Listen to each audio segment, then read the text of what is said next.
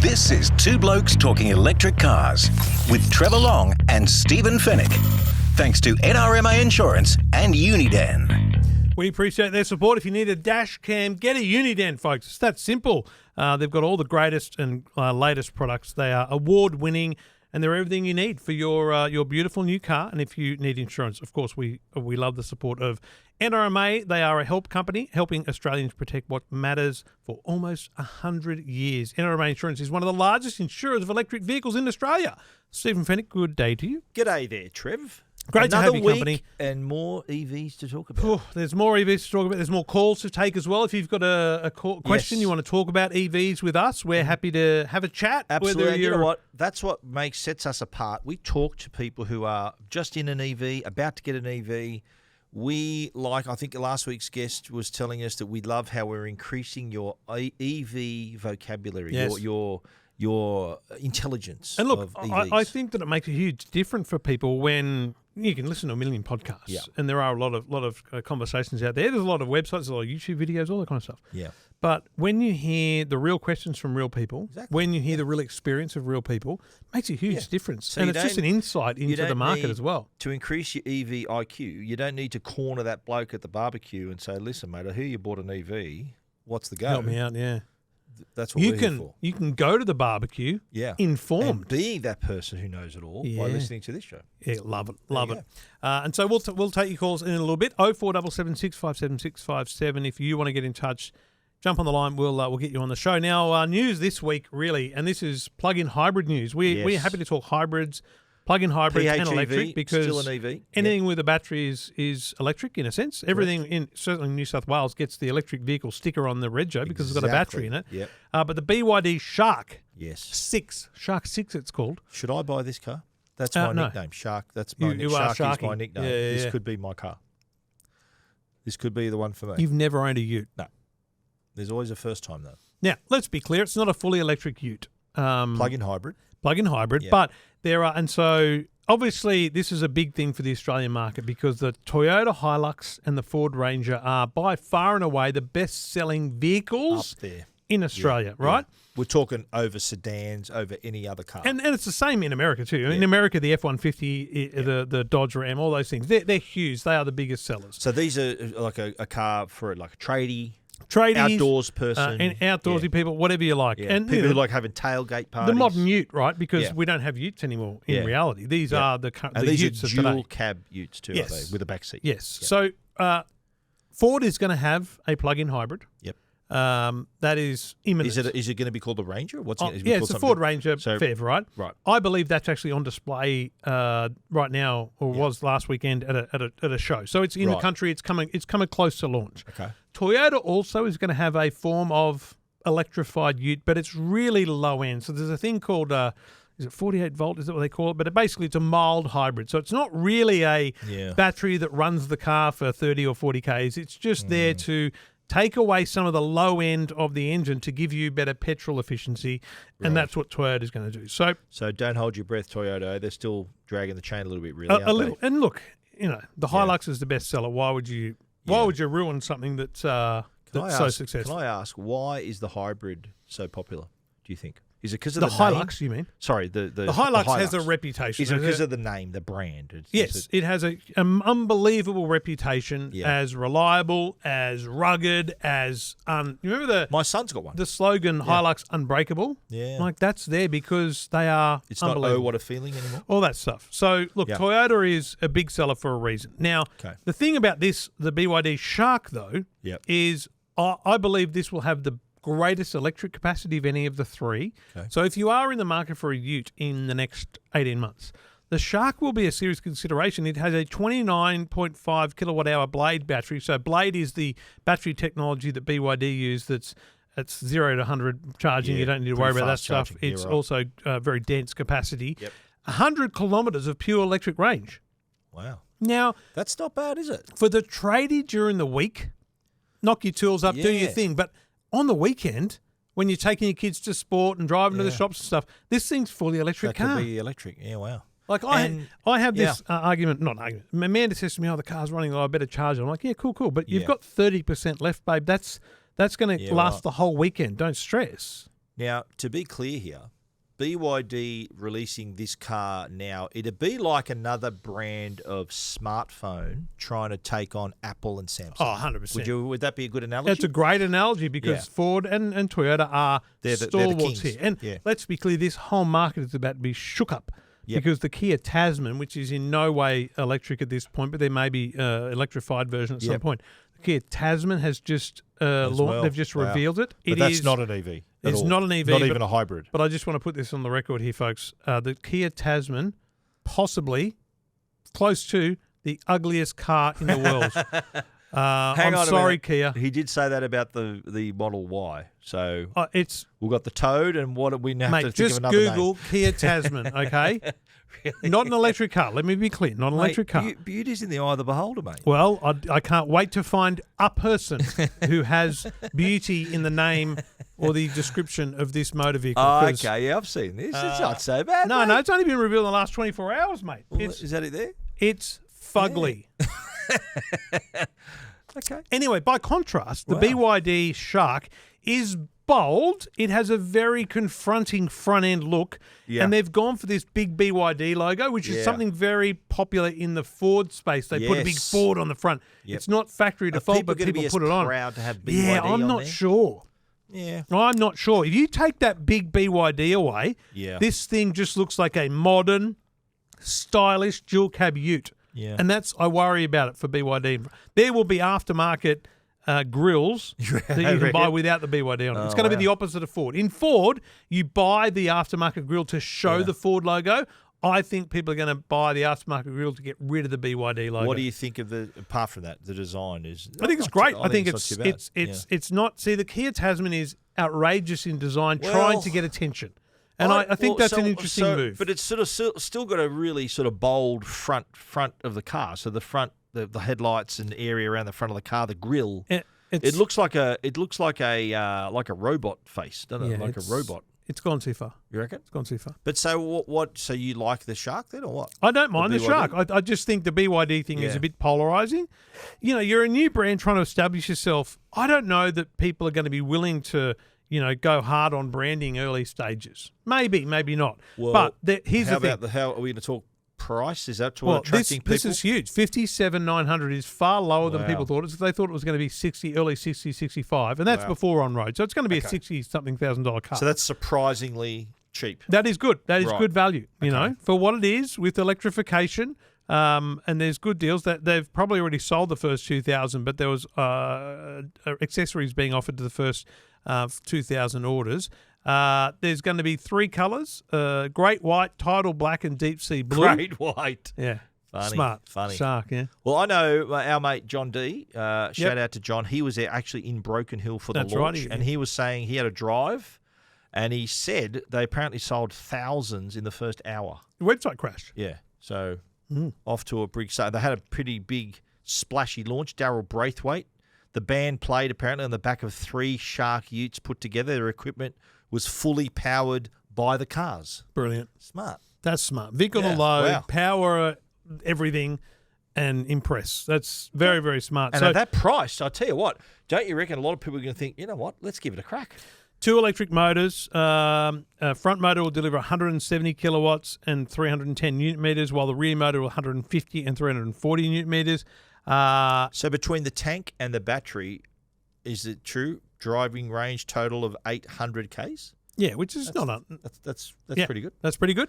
Apparently, according to the driven.io, the same blade battery pack in the Ute can also be charged by the Ute's 1.5-litre turbocharged 4-cylinder. So it's doing that whole Holden Volt, Chevy Volt thing, which is charged with, while you're in full petrol mode, it's actually throwing excess power into the battery. Wow. Which is great. And plenty of accessories. 2.5-ton towing capacity. A lot of accessories as well go with it. It's, I think, is this a great way for them to, great entry to splash out, so to speak, with the Shark? I love how they kept the old Sea Life names as well. Yeah, they've only listed one model, so it is the premium at 57,900. I'm on their website right now. So what are you saying? There could potentially be a cheaper model than this or a more expensive model? Maybe, yeah. Wow. You know what? On the configurator on the BYD website, so the white is standard, $700 for the black or the blue. I'm going to tell you right now, Stephen, black looks sick. Nice. That is What's the other colour? Is that blue? That's the tight deep sea blue. That's also nice. very I don't nice. mind that either. I would have, if I was them, I would get. I would have made that the hero colour. I would get the white just to say that's the great white. It's the great white colour. This is a great white shark. The great white shark. Hello. Why didn't they call this? What's another shark? A hammerhead. No, that doesn't sound right. Tiger shark. Tiger. Yeah, doesn't sound right either. Yeah, great white. Mate. So 57,900 seems a really good price. Good price. And so in comparison, you're talking probably what the difference between that and a Ford Ranger and a Hilux would be. Well, so the problem is they 10,000, 20,000. They have huge range differences. So there's there's like an entry level Ranger that is stripped back and doesn't really compete with this. Yeah. The thing about BYD is they do often over spec. So it's a great fit of the car. It's got great inclusions, those kind of things. Like the same approach that BYD did with the Seal, where they think, righto, we're going to take on the Model 3. We're going to take on that sort of vehicle.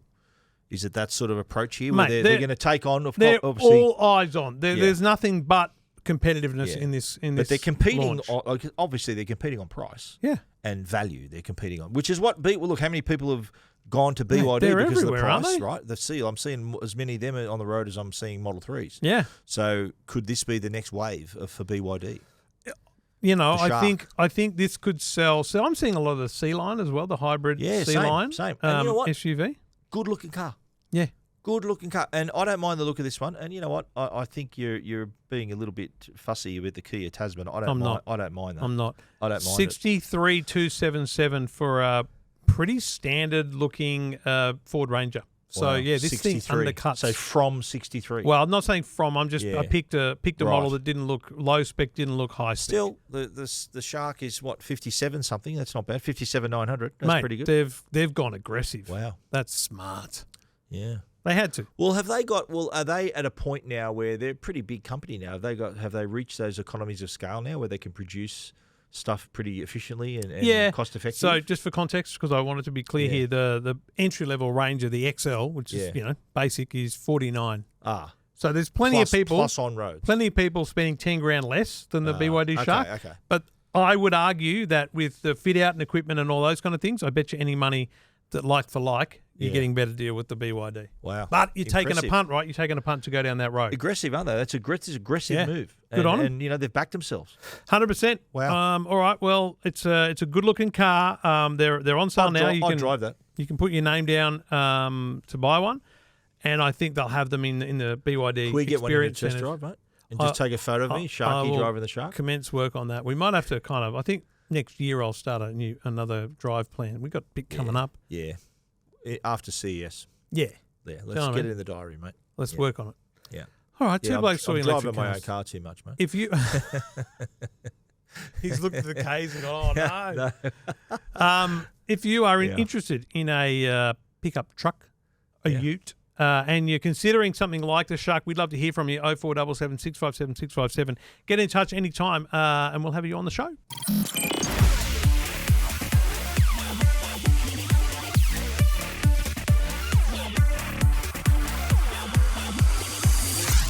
Two Blokes Talking Electric Cars. Thanks to NRMA Insurance and Uniden Smart Dash Cams.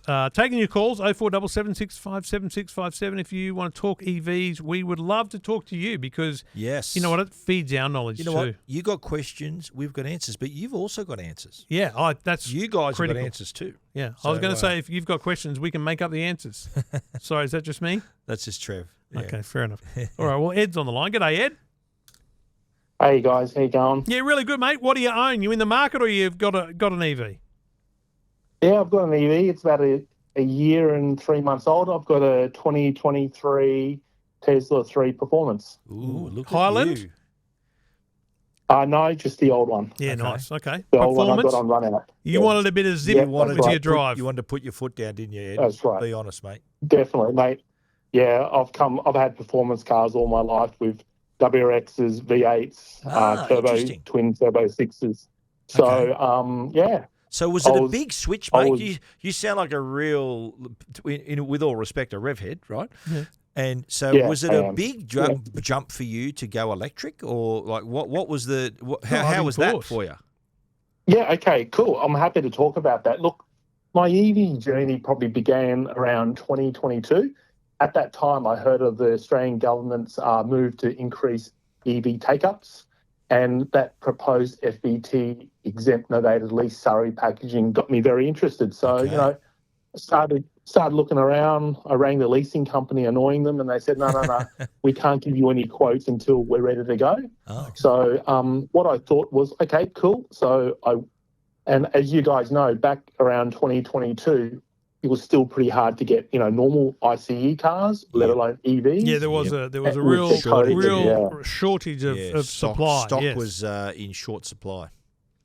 Yeah, and I remember people with Teslas, when they were ordering them, they were waiting 6 to 9 months. Yeah. The Ioniq 5, they were doing lotteries, to try and buy one. Yep. The EV6 was mentioned, teased, but with little pricing. The Atto 3 was still new, and Cupra had the born and fermented VZE. So, I started thinking about all of those. Mm-hmm. Okay.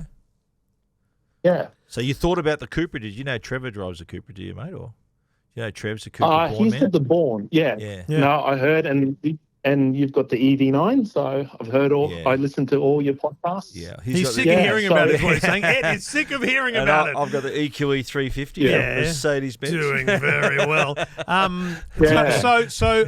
you're thinking about the novated lease. Yep. You're thinking about supply. Yep. But you're a performance car guy, right? Yeah. So you've driven WRXs, you've owned V8s. When was the first time you drove an EV, and was it an immediate sell for you, or did it still need you to kind of grow into it? Yeah.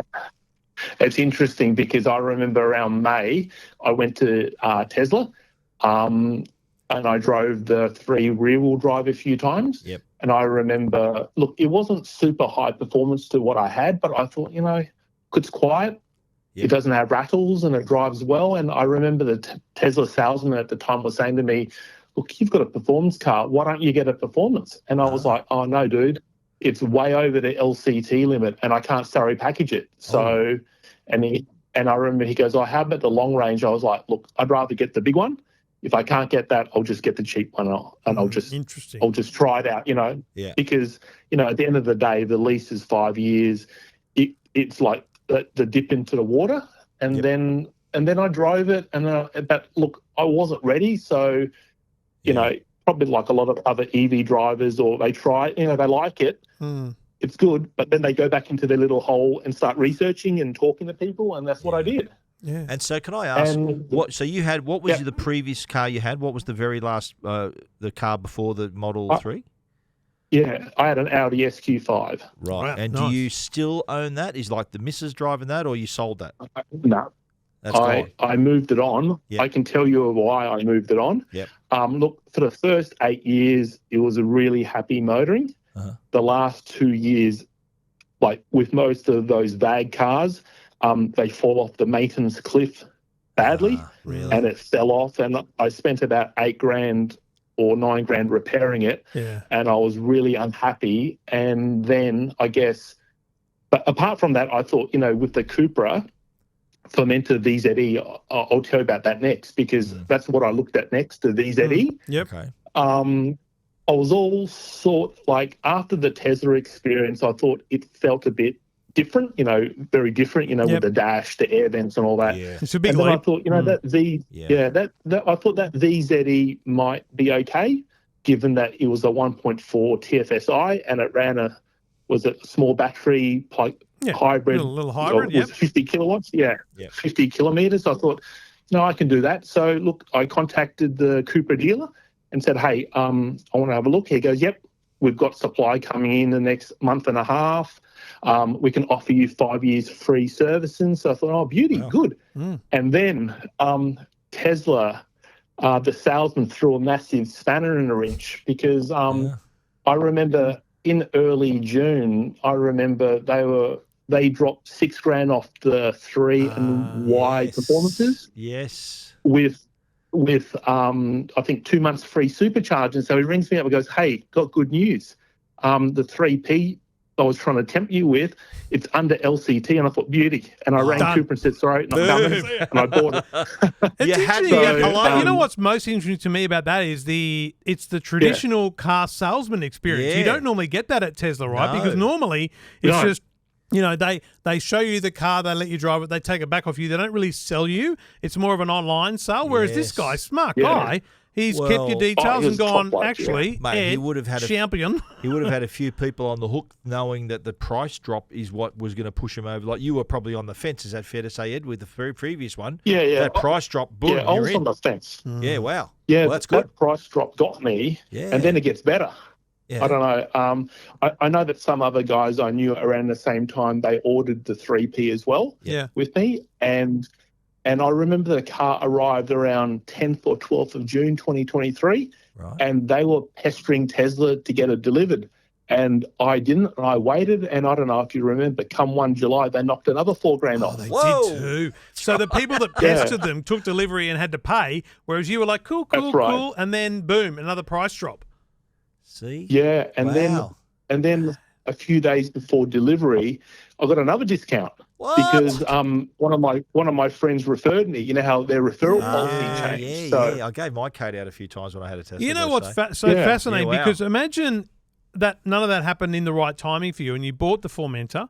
Yeah. You're loving it. It's a great car. Yeah. And then you saw that price drop. Wouldn't you have been filthy? That would have been bad, yeah. Oh, so look, it worked out well. And I remember the salesman who I still catch up and talk to because he's a top bloke. He just said to me, I was one of the lucky few in Australia that got that 3P for so cheap. Wow. Yeah. Okay. So yeah. What are you loving it? You're obviously happy with it. Yeah, look, I love it. I don't love the build quality, to be honest. You know, it's got a few little rattles. Tell us more, mate. It's got a rattle. It's no Mercedes, Stephen. It's got a bit of a rattle in the rear passenger door. Like when you drive, you hear it. Really? Tick, tick, did you tell them about that? You fix it. Have you told Tesla about that? Yeah, and then I've told them, and they said and they sent me a quote for it, so I've just tolerated it. Sent you a quote? I'm going to go and ask. Should it be a warranty thing? Yeah, because no, I think they said that they don't have a rattle warranty after a certain period of time. Rattle warranty. Mate, that's complete BS, mate. I would play the Australian Consumer Law card every day of the week. I'd be saying, mate, listen, although your problem is you love your salesman. You don't want to pee him off. Oh, mate, get in his ear and say, mate, what are you doing here? Hey, hang on a minute. Ed, is that why you might have got the car cheap, mate? Because they knew there was a rattle in it. I don't know. It might have been a Friday car. We can move a rattly car. Let's get this bloke on. Just quickly, what do you hate about it? You know, other than the rattle, how's the experience been with charging, for example? How are you going with that? Are you charging at home or on the road? Yeah, it's pretty easy. Look, I only do 15,000 Ks a year. At what is it? They average 16.5 kilowatts to 100, which is very low in EV world compared to other brands, I might add. Not Cooper. My Cooper does 16.5 and I'm flogging it. Yeah, but not as fast. But anyway, so you don't forget who you're talking to. I'm not getting Ed at the lights. I'll tell you that right now. That's it. Yeah, well, so you charge on. You said you charge on the road, at home. What's the deal? Oh, at home. Yeah, okay. At home. So that's about 7 kilowatts per day. I've got like a little old solar system. Right. You know those old 5.5 kilowatt systems from 10 years ago. Look, it does its job for now. Like I want to get more panels on a roof eventually with a battery, but look, it's pretty cost effective to run. And apart from the annoying rattles, it's tolerable, and my plan is to ride out the lease. You know, hopefully the residual I'll get back because I think the residual is about 24. Well, if you're only doing, what are you doing? You don't know. If you're only doing 15,000 a year, 15, if that 15, that's pretty low. 75. Yeah, not too bad. Yeah, so hopefully I'll get that, and I guess the next one maybe. I was thinking maybe a Y long range. Look, you know, I've had the thrill of the fast. It's at the top of the food chain. The Y maybe the Y. You're going to go the Toad, are you? Yeah, maybe. Or with a Juniper. So not performance. The Y's got a performance one later. Yeah. So no performance this time. You want to go long range. this time? No, Why? look, Why would you want to do that? Look, you don't need to be at the top of the food chain anymore. Like, he's maturing. Ed, he's growing up. Is this something? Is it your partner saying, "Listen, mate, you don't need to go so hard off the lights"? Is this why, mate? Are you married? What's your situation? Oh no. Yeah, look, I'm married. Got an 8-year-old child. Yep. He loves the Tesla. Of course, he loves it. Awesome. I won't describe what he refers to as BYDs as. But, really? Yeah. Oh, okay. You'll have to text me and let me know. I'm curious. I'll see him. He sees them and he points it out and goes, "Bring your." I won't say anything, yeah. 8-year-old, you've nailed that. Cheeky, sounds cheeky. Well, mate, you sound like his old man. You sound like the luckiest bloke that owns a Tesla at the moment with all that dealing you did there. And I love the fact that you found a good salesman too. That's always Patience a good story. paid off though. Patience really paid off. Good for you, mate. Good on you. And you know what? You're not the first performance car lover that we've had on. I remember that Mustang driver that bought an Ioniq. It genuinely can be the next step. It doesn't have to. It might not be as good in some ways. We missed the sound. We missed some of those things, but that's right. There's a bunch of benefits to it, mate. Really appreciate you sharing your story, Ed. Thanks you, mate. Thanks for chatting, mate.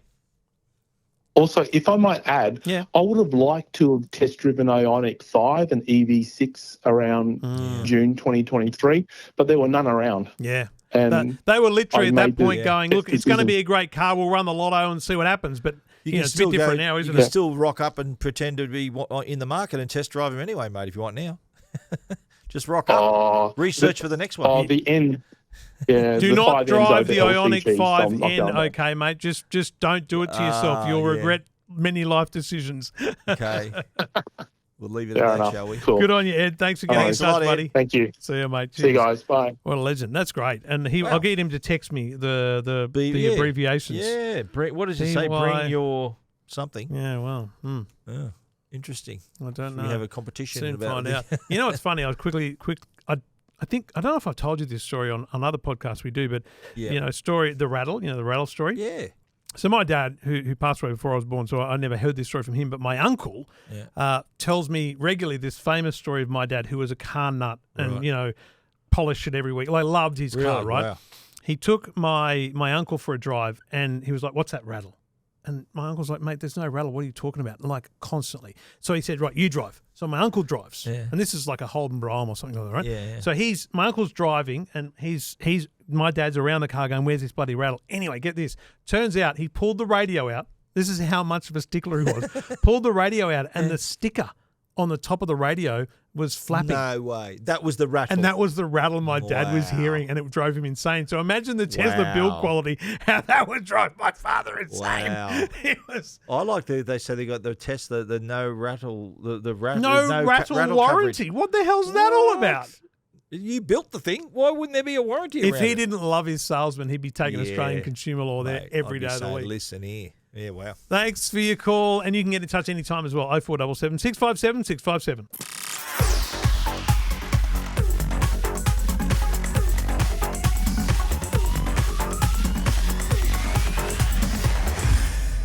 Two Blokes Talking Electric Cars. I love it when Stephen gets into the music and I put the camera on him, but often I forget to do that, which is disappointing. Yeah, it's dancing on the inside too, mate. Dancing on the inside? As well, yeah. Wow. That should be a bumper sticker for you. I'm dancing on the inside while listening to a boring audiobook while driving. I am actually. I love listening to audiobooks when I'm driving. I need my music. I need music. Yeah, I've got books, mate. Two Blokes Talking Electric Cars. Yeah, no, I've never listened to a podcast in my life. Yeah. No, I have. Sizzletown. Apart from our one. I don't listen to our own ones, but I listen to other podcasts. I think you watch them back. Some I do. Every now and then you go, I was doing this last week. I'm like, I've never watched them back. No, I do. You got to try to improve, things how they look and things how you say. You know what we should do one week? What's that? In the private feed, which is a separate show that we do, Two Blokes Talking Tech, search it up. Yeah. We should do a performance review of each other. Yeah.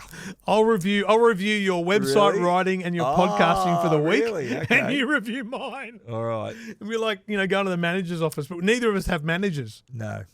But like when I complain to HR, I beat myself up pretty heavy. Anyway, not here to talk about us. Andrew's on the line, 0477 657 657. G'day, Andrew. G'day, guys. How are you? Yeah, really good, mate. You've got an electric car and you're pretty new to the market, are you, mate? You are brand new, aren't you? Yeah, I bought a BYD's start again. BYD Seal Performance about a month ago. Hey. Absolute rocket ship. Wow. I've called him Usain Bolt for that reason. Yep. Wow. That's unbelievable, given Stephen literally I just said you got some great reflexes. You answered the call didn't even ring. That's unbelievable. The call. Wow. It's rubbed off on you, mate. All right, so what made you buy Usain? I yonks ago, before I needed a house deposit, owned an SS Commodore. Decided I wanted to get myself back into what I would call a performance car, but when, you know what, I'm going to get an EV performance car. And so went the Seal, sat in the Seal, sat in the Tesla, didn't like the Tesla, loved the Seal, and the rest is history. Well, can I ask, that's a really good, simple two-choice conversation there. So you sat in the Tesla and didn't like it. I mean, I love the interior of a Tesla. I think it's great, but it's just, for me, I want a normal car experience. So what was it that put you almost immediately off the Tesla? Yeah, I like a car that you feel like you're driving, and the Tesla for me was a bit beige. So, I just didn't like the fact that everything was in the screen or on a couple of rolling buttons on the steering wheel. I just feel like there's buttons and things around me in the BYD, and I think the tech is probably just as good. It's just you've got to get your head around it. They're very different systems. Well, we've both driven the Seal. We rate the Seal. Love the Seal. Absolutely, great car. But you said you came from you had an SS Commodore back in the day. So what was it? I get a lot of this from people like who drove similar cars saying, "Oh, I just love the sound of the car. I can't have an EV." Nothing like the sound of a throbbing V8. That's obviously not you. You're more a speed guy than a sound guy by the sounds of it, though, eh? Mate, I just love how smooth this thing is. You you can put the boot in and before you know what's going on, it just keeps going. My wife was in the car and she made the mistake of telling me to give it some the other day when I was coming into a 90 zone. Wow. So I did. Threw her into the seat. She loved it, and and we kept going. This is why you were still driving, wasn't it? Yeah.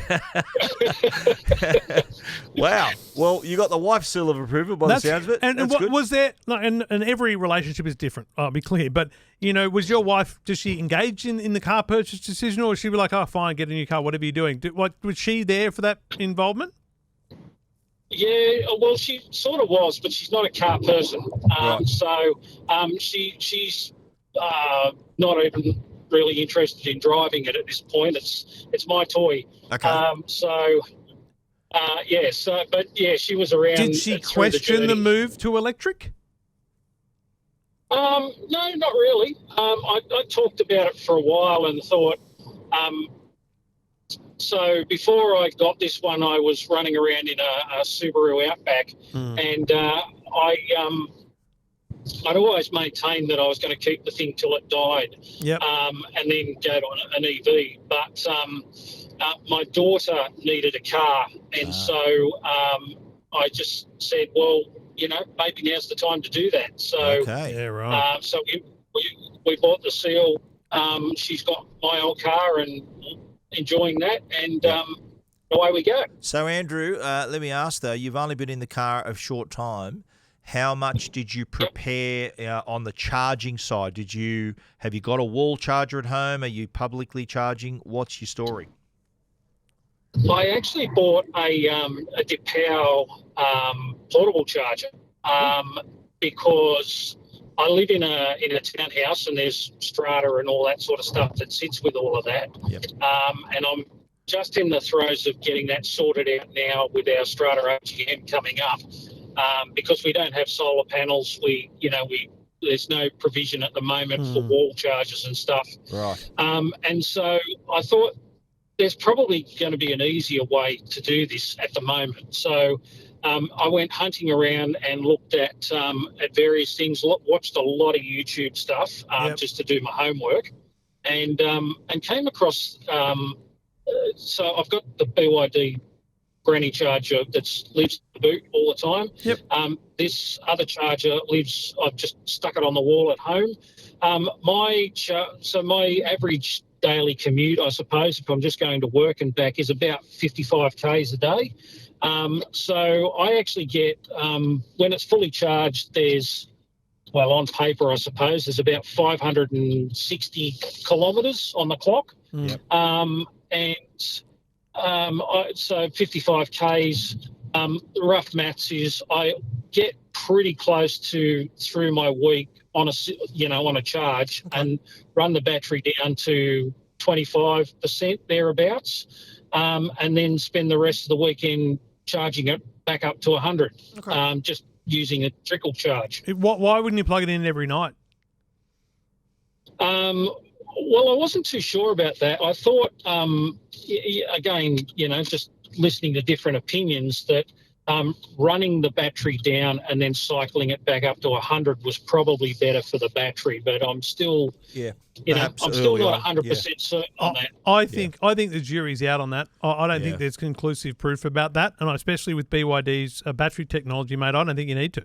Yeah. The big thing I would say to someone is, how long do you intend to keep the car? Is it on a lease? Because if it's and again, I'm not trying to offload my Cooper and EV9 to with poor performance or poor battery life at the end of my time. But I'm going to have these cars for 4 or 5 years. They're not going to be half the range by then, even if I mistreat the battery. But honestly, I think we got to think about batteries as part of our convenience. And for me, you've just like, if you were at a barbecue and had that conversation with someone and said, I charge it on the weekend, they'd be like, I want to go out on the weekend. So, mate, the idea of charging it every night is, and maybe you only charge it 80 every night, even though a Blade battery doesn't need that. Top up what you used each day, sort of thing. It's part of the cycle. It kind of still counts as a part of a cycle, not a whole cycle. So if you think about that limitation. What sort of batteries? Is a BYD? Is it you can charge Blade. it to 100%? They got Blade, so you can charge it to 100% all the time. Yours doesn't tell you. Yours doesn't tell you to limit to 80, does it? No. Yeah. So all the specs all say I can run it up to 100. And in fact, the specs say that about once a quarter, you need to run it down to about 10% and then run it all the way up to 100% to calibrate the battery. That's a really smart thing to do. So that's what I mean by, mate, every week, just do your top up every night, so you got the car on the weekends to enjoy as you do. Exactly. And you'll find it's for your kilometres. It's mate. You can also set it so the car only charges in the deep of night, the cheapest time, and then every quarter, take it for a nice run on the weekend, bring it back with 15, 20%, and juice it all the way up at a fast charger if you like. And then you've done your battery maintenance in that sense. So I think that's probably the smart move. Okay, you Put your reviewer's hat on now, Andrew. Something you like, something you don't like. Let's start with something you really like about the car. Oh, mate, I just love the acceleration in the thing and just how smooth the whole thing is. It is a bit weird, again, given I don't really want to compare the SS and this, but there's a lot of sound in the SS, and I had good pipes on it, the whole works, so it was loud. But this thing is silent but fast, and it's just every time you give it a boot, there's a smile comes on your face. So it is just so much fun to drive. And what's something you'd improve? What's something you don't like that you'd improve early on? What's bugging you? I think with some of the way they've got stuff in their tech system, you've sometimes got to go through 2 or 3 different parts of the screen to get to where you want. I'm learning very quick. Like they've done a great job with a couple of the updates, and I've spoken to a few people, and they've now got shortcuts and things in it, so you can actually play around and set those shortcuts up the way you prefer. But it's still, there's a fair bit of learning, and I think if you buy one, my suggestion is to spend an afternoon or even a little bit longer and just sit and play with the tech in the thing, so that you're not obviously doing it it's while like you're modern driving. computers, Stephen. You can't go wrong mucking around in a modern. It's like going to break Steve Jobs said about the original Mac. It's like you can't break it, just play with it. You know, exactly right. One last question, Andrew. Do you have your screen? Are you a portrait or a landscape man, mate? How do you have your screen on the BYD? I'm landscape. I live mostly in Apple CarPlay, and that's another reason why I didn't go Tesla, because I like Apple CarPlay. I like playing with Waze and all that sort of stuff. And CarPlay only works portrait, doesn't it? Yeah. Well, no, but Tesla doesn't have it, so that was why I didn't go. But that's right. But Tesla doesn't have it, and portrait. If you've got the BYD in portrait, what does CarPlay do? Doesn't work that way, does it? Yeah. It doesn't work. No. It doesn't orient. So you can look at your you can look at your in-house maps in portrait, and that's actually not bad if you're trying to, work out where you're going and you want to see it in portrait profile. Because it's like, I like Waze simply because it gives you live traffic updates, and cool. Everybody Trev's a reports fan, to it. mate. So massive fan of Waze and Apple Trev's CarPlay. Well, mate, that's really exciting, mate. You're very early in the journey. We'd love to hear from you again over time as the car treats you well, and hopefully become not an advocate. I don't want people to become advocates for EVs. I think people just should be willing to share the good and the bad, and hopefully more people understand that they're a great option. They're just a great option for people. That's all we're saying. So, mate, great to hear that you've had a good experience with a great car, my friend. Yeah, it's awesome. Thanks, and mate. Thanks, guys. I really love your show. I find it really lighthearted, but you guys kind of shoot from the hip and you say it as it is. So I really kind of like that. Thank you, mate. Thanks, You've made buddy. the promo. If we ever make one. Thank you, That's Andrew. going to be on the social clips, that one. Good on you, mate. Cheers. No worries. See you guys. Thanks very much. Good on you, mate. What a legend. And look, I've got an update from Ed. Yeah. Our earlier caller. And I feel comfortable sharing this. Oh, okay. And I'm not sharing. So he's told us about Andrew's BYD. not on the line anymore, so he'll hear this in the podcast. But let's be remembered. His 8-year-old son. 8-year-old. Yes. Calls it a bring your donkey. BYD, bring your donkey. That's not that offensive, I don't think, but he just calls it a rubbish car. And look, that's an opinion of an 8-year-old. Wow. So I think, but you know what? I think that's okay. And don't forget, his dad drives a Tesla, right? Yeah. And let me tell you now. He's becoming indoctrinated. Kids love Teslas. Yeah. They think Tesla is, mate, I remember when I first got my Tesla, kids would wave to me thinking, oh my God, a Tesla. Yeah. You're thinking, wow, all kids love Teslas. This is like, it's actually, it might be this week. Bring your donkey. I think it's this week is 10 years since I drove the first Tesla, or is it next week? 2014, wow. 2014. And it might be next week. Yes, because we're recording. It is 10 years since I drove the first Tesla. Happy anniversary, mate. I remember taking one, it would be like 8 years ago, to a primary school. One of the teachers wanted me to show it, and we drove it into the hall. Like the kids were just loving it. It was unbelievable. Mate, kids love Teslas. And that's the thing they've done, is they've created that appeal for the brand and the style that it is. There's this new brand popped up all those years ago. It was just making EVs, cool looking EVs, and just going against the grain. Yeah. Amazing. And now their boss is an absolute Fruit Loop. Whatever. Now their boss, Good luck with it. Two Blokes Talking Electric Cars. Thank you to NRMA Insurance and Uniden Smart Dash Cams. Thank you to you for your participation in the show. 0477 657 657. Get in touch anytime you like. We'll get you on the show if we can. And we'd love to hear from you about your experiences, Stephen. Let's do it again all next week, I think. I will absolutely put it in the diary. Okay. Not a bad idea. See you then, mate.